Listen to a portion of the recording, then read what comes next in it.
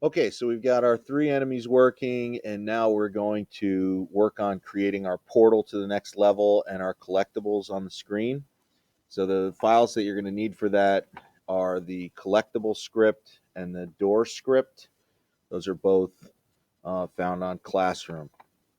So the first thing we want to do is we've got a score element, a text element, a user interface element that we need up here that's going to update us so that every time we pick up one of these little collectibles or coins or whatever you're using, the score updates.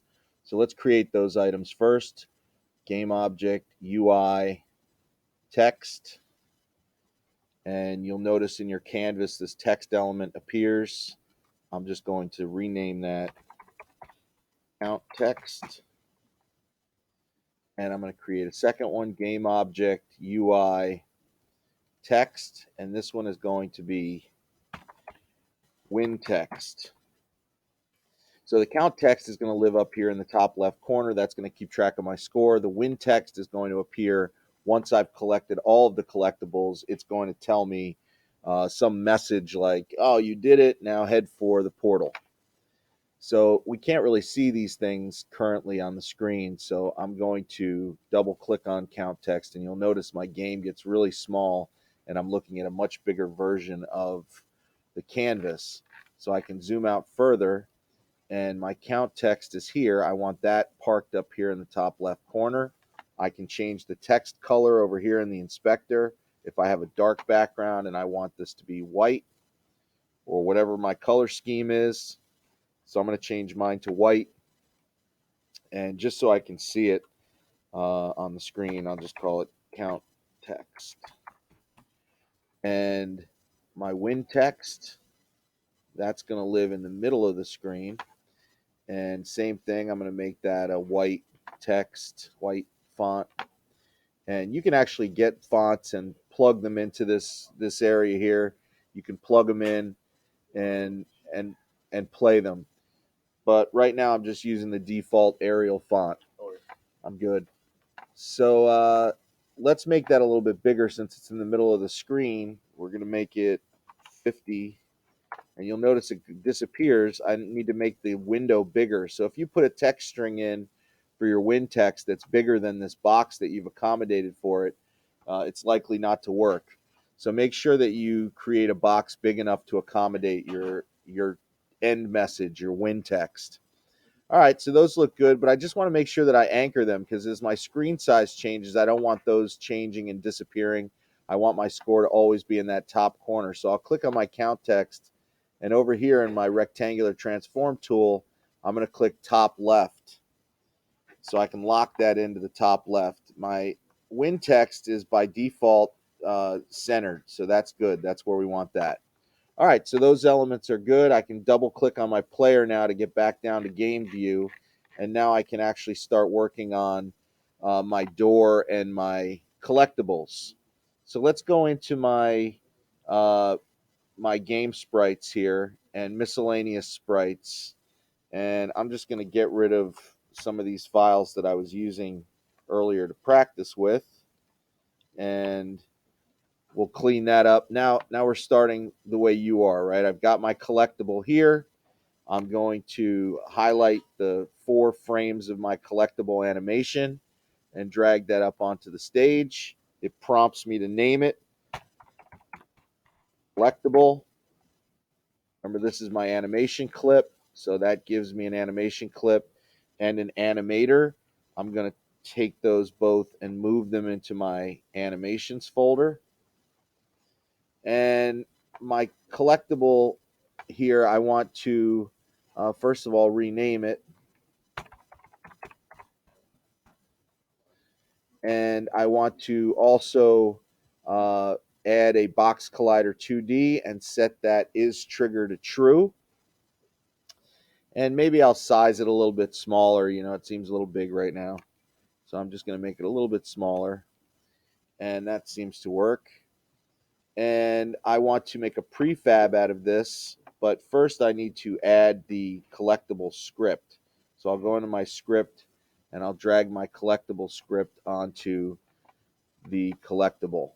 So that's all set. these all look good. I'm ready to turn that into a prefab. I'll go to my prefab folder, drag that down, and now I've got my collectible here in the prefab folder. I can drag more of them out onto the stage and put them wherever I want in the game.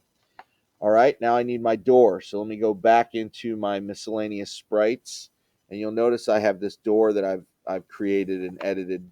Found this sprite online somewhere. And the first picture of the door is the door closed. Now the way I want this to work is when my player collects all the collectibles, then the door opens up. So I want it closed until I've collected all of the collectibles. So the first thing I want to do is right click on door 0 and create animator controller, and we're going to call that door. And then I'm going to right click on the first instance of the door being closed, and I'm going to create an animation, and I'm going to call that closed. And then I'm going to select the 3 images of the door as it's opening and drag that up onto the stage here. This is where I'll maybe want the door to live. I'll bring it over here. Well, let's put it here so we can see it. And we're going to call this open with a capital O, because that's what I've named it in the script. Let's bring this shelf over here, this ground platform, so we can actually see the door on the stage. Okay, so now I've got this animator I don't need. I just need the first one that I created, so I'm going to delete that. And this instance or animation of the door opening, I really don't want that. What I really want is the door closed. So I'm going to put the door closed state right here. And I'm going to go into my door animator. So let's open up the animator window. And I'm going to pull in the closed as the default state. And I'm going to pull in the open next to it. And I don't need to set up a transition here because my code is going to create that transition for me. Okay, so we've got our animations for our door. Let's select those and pull them into the animations folder. And what else do we need to do? Well, let's set up our door. Our door should have a box collider 2D, and our door should also have the door script. So I'm going to pull the door script onto the door, and the door should be named door with a capital D. Okay, so let's see if we launch our game now, what we've got going. And so far we've got, okay, well, we've got our text just sitting there on the stage. Can we collect our collectibles? Yes, we can, but it does nothing to our score. So that's no good. Let's see. We need to do some more work.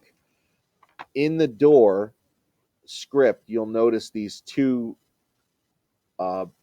variables that are looking for text objects.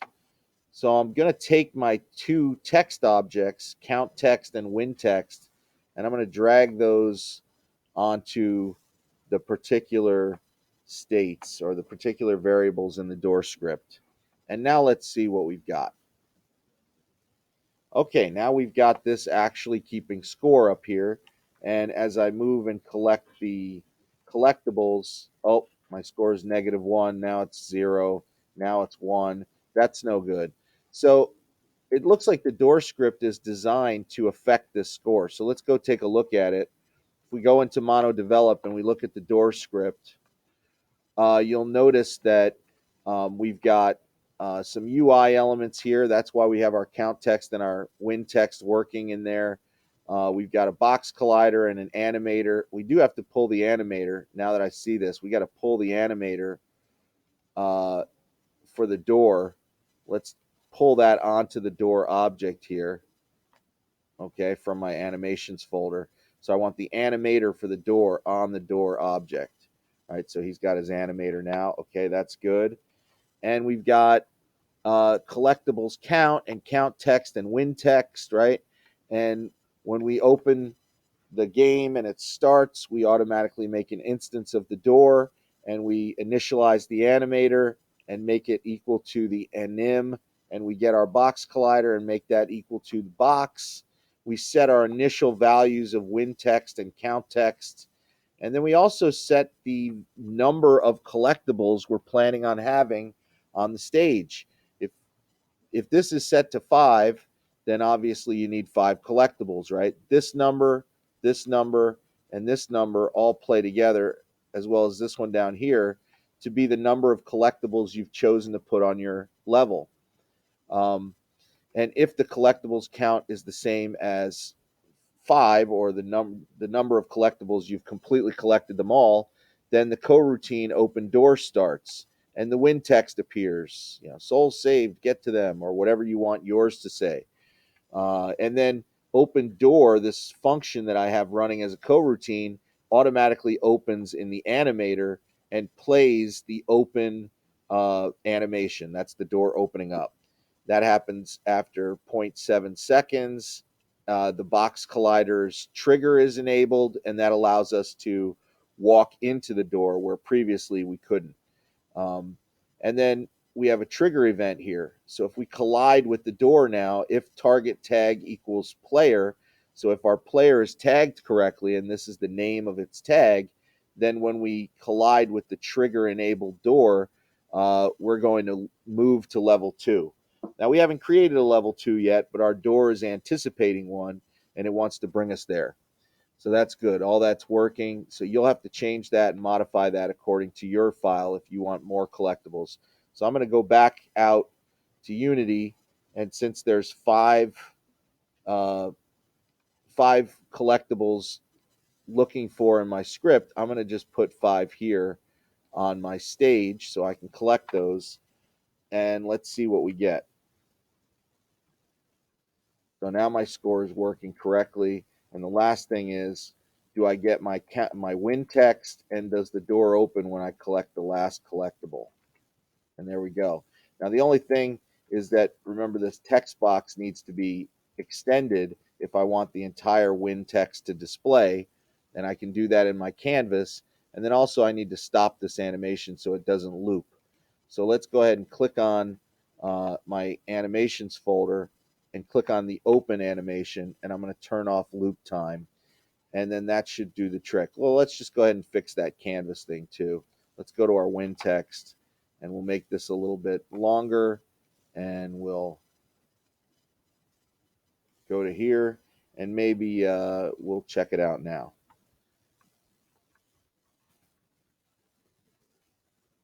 Okay, and then I can walk through the door. It doesn't. It allows me to walk through. I can change the layers of these so that the player's in front of the door if I'd like. All right, try it out.